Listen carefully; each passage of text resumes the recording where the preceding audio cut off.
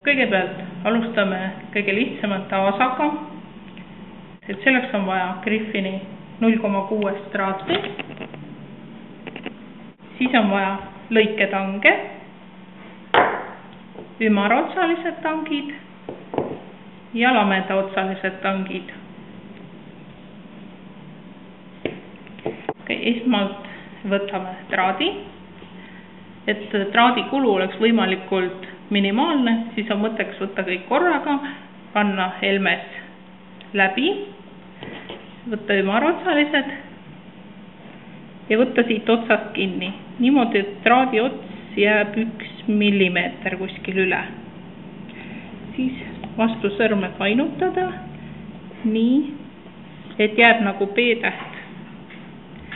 Siis panna vastu ja painutada korra tagasi. Siis uuesti nii, et jääks nagu nööpnõela pea. Kui ta nüüd natuke kõver, on väga hea kasutada lamedotsalisi ja siit pealt vajutada. Siis pöörata nii, võtta kätte nagu süst.